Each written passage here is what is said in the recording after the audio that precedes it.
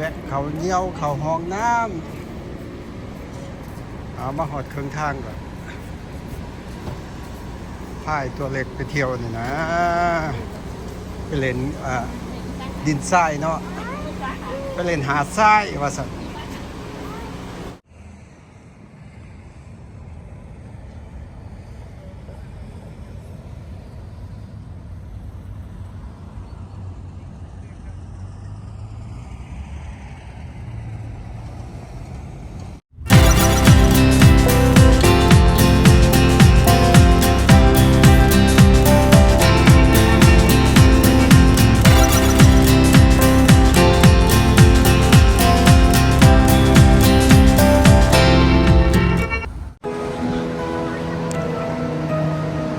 หาดทรายและสายลม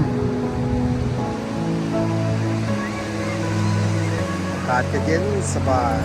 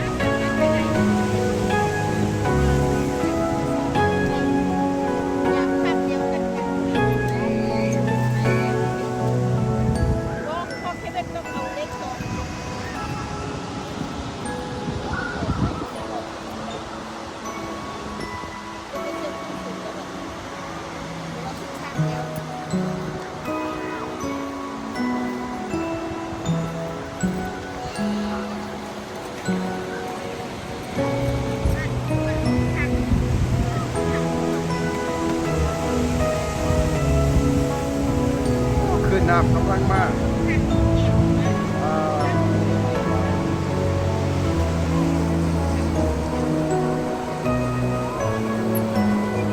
มหาสมุทรแปซิฟิก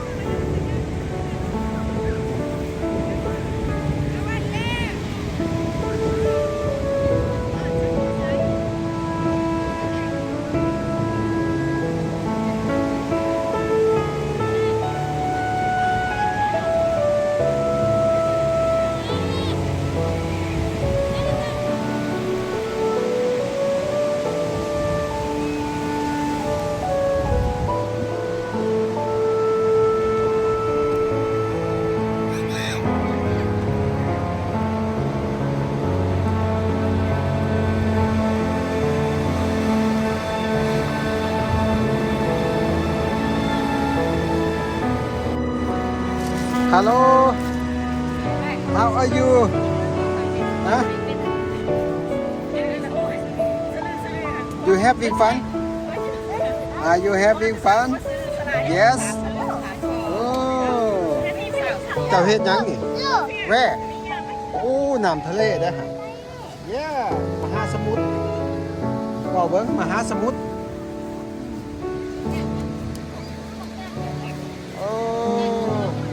ไอ้น้ำขึ้นมาว้าวบัดนี้ก็สิพากันกินข้าวกินน้ำแล้วบัดนี้มาหอดมาถึงแล้วเนาะมื้อนี้ก็มาครบ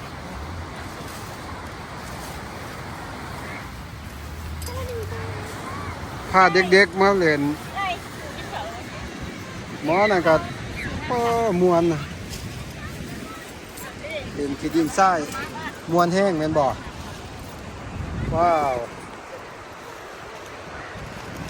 คักมาปิกนิก กินข้าวอยู่แคมป์ทะเลอยู่แหละมื้อนี้ตำบักหุ่งก็มีปิ้งไก่ก็มีหลายมื้อนี้พวก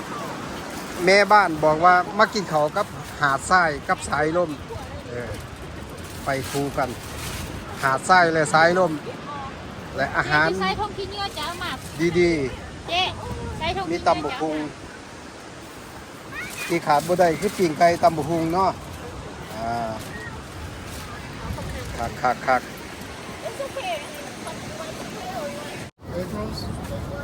อาหารมื้อนี้ก็สิประมาณนี้เนาะนี่คือว่ามีหยังก็หยังเขาเอิ้นตัวนี้เขาเอิ้นหยังเนาะเรื่องสปริงโรลเนาะอันภาษาลาวนะอันนั้น คันโย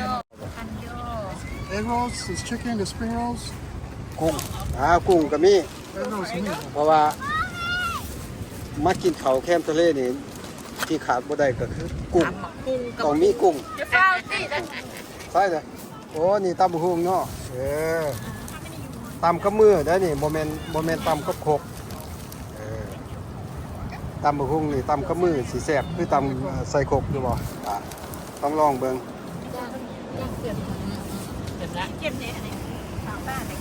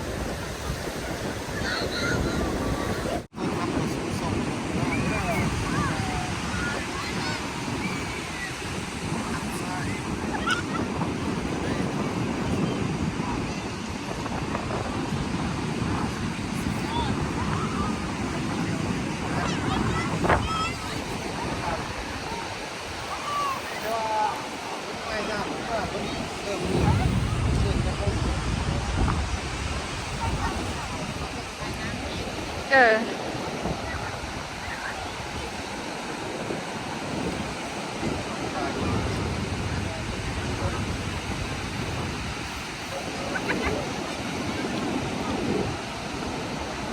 ดอันนี้กินน้ำอันนี้เซ่ยอยู่บูหน้าหูหวนอีสัก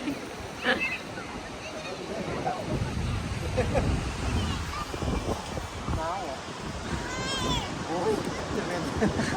เสียง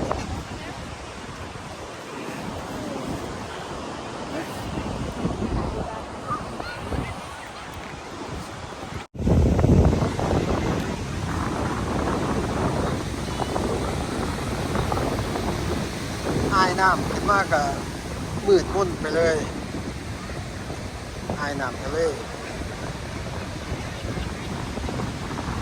มืดมั่ว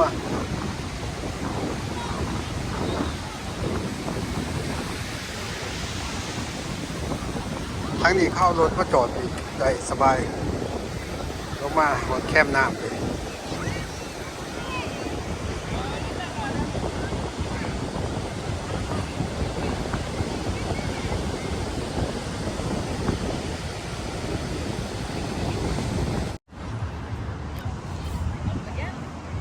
อันนี้ก็ทางรถลงมาเนาะก็เขาสามารถเอารถลงมาจอดอยู่ทางแคมน้ำก็ได้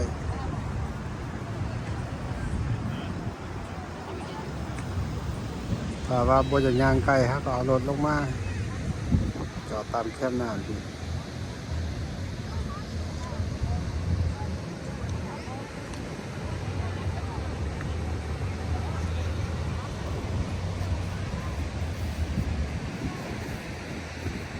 วันนี้เป็นวันหยุดคนก็มาหลาย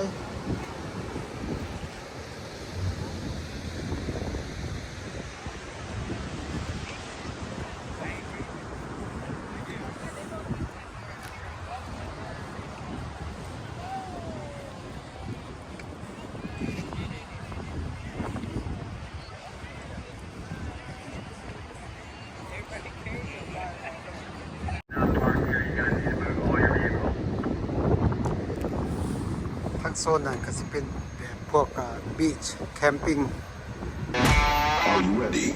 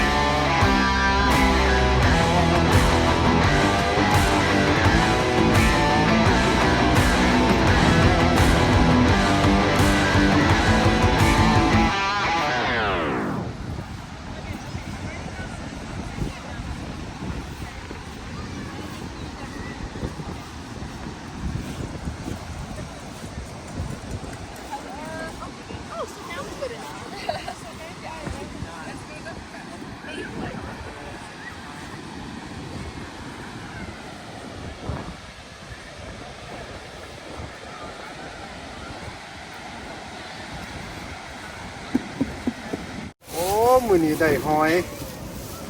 ว้าวที่ได้พื้นดินทรายเฮ็ดเขาเก็บอายุไหนยกอันเด้ๆบางงานยกเอาอยู่